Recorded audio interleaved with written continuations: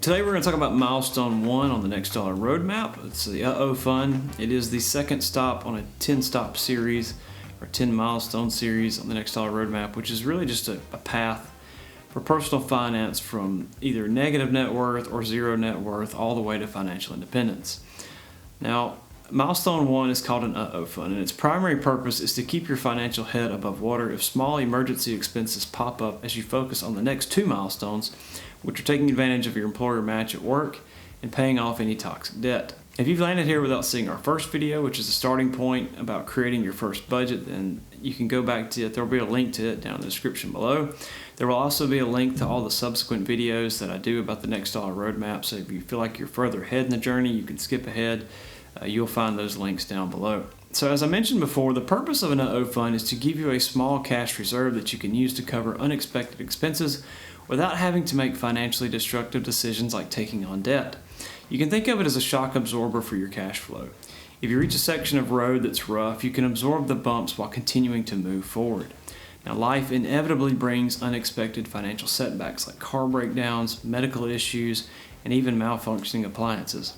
And without some cash available to direct toward these needs, you may be tempted or even forced to take on debt to handle them. Now, in that case, your small problem becomes a small problem with interest, further penalizing you for what was already an unwanted situation. It's a model example of adding insult to injury. Now, to illustrate the impact of an Fund, I want to introduce you to two characters, Penniless Pat and $1,000 Grant. Now, in addition to having odd names, they have the same monthly after-tax income of $3,500.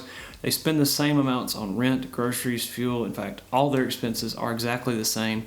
And at the end of all those expenses, they have $500 remaining to either save or spend. Now, both Pat and Grant are both into music. Pat so much that he spends his extra $500 a month on concert tickets and streaming services. $1,000 Grant, on the other hand, even though he loves music, he decides to sit out the concerts and he uses free streaming services instead. As a result, Grant's been using his $500 a month to build up his Fund and start contributing toward his company's 401k plan to take advantage of the employer match. And wouldn't you know it, the air conditioners at both Pat's and Grant's houses go out at the same time. And shockingly enough, they have the same problem and the same costly $1,000 repair. Now, $1,000 Grant pays cash to repair his air conditioner and uses the next 2 months to resupply his Fund. On the other hand, Penniless Pat doesn't have any cash left since he went to an awesome Nathaniel Rateliff concert last weekend in Nashville. Now, while Pat's taste in music is impeccable, his financial decisions have left him in a tight spot. Unfortunately, the AC repair guy offers to put the repair on credit with an annual interest rate of 12%. Now, Pat tightens up next month and pays back $500 of the $1,000 balance, leaving him with $510 of debt. But shouldn't Pat only owe $500 now? Unfortunately, that's not how credit works.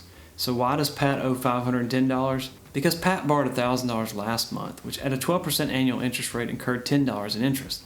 That's $1,000 times 12% divided by 12 months is $10. So next month Pat owes $510, right? Well, not quite. Pat now owes $515.10 because the $510 he owed from the second month has incurred another $5.10 in interest. Now next month Pat decides to forego Starbucks one morning and direct his latte money toward his debt, and now it's gone for good. Now the final total paid by Grant was $1,000 and the final total paid by Pat was $1,015.10. Now you may look at this and point out that $15.10 isn't that much money, and I have to agree. But what if a few of the variables changed? What if the repair was more expensive and took longer to repay? What if Pat's air conditioner repairman didn't extend credit and Pat had to use his Visa, which has an even higher interest rate? In fact, in 2024, credit card companies charge an average interest rate of 24.92%, and the highest rate I've seen is 36%. Now imagine stacking up a few repairs on that card. And if our friend Pat is normal, in all likelihood, he's carrying a credit card balance each month. After all, in 2024, the average single American carries $3,336 in credit card debt. The average household credit card debt in 2024, $8,674. Now, running through the math, this means the average credit card carrying American household is incurring $180.13 in interest charges each month. Our friend Pat would need to do more than just drop his Spotify account to pay that down. That's why it's so important to keep an eye on your debts. Factors like outstanding balances and interest rates can make you a slave to them. And this is why you need an Fund. You have to be ready to handle disruptions to your financial progress without turning to debt for help. So how big should your Fund be? Well, I recommend having at least $1,000 in your fund, and this should cover most annoying repairs or emergency expenses for a single person.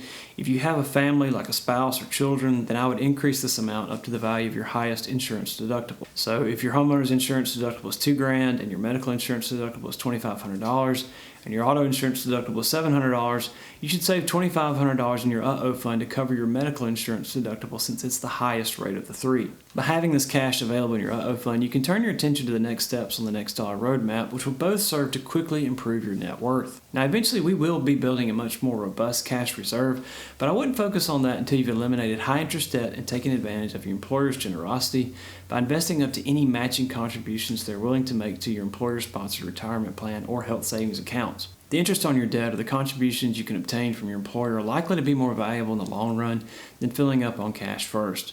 Now, the next stop on the Next Dollar Roadmap is milestone number 2, which is taking advantage of your employer match. I'll have a link to it at the end of this video.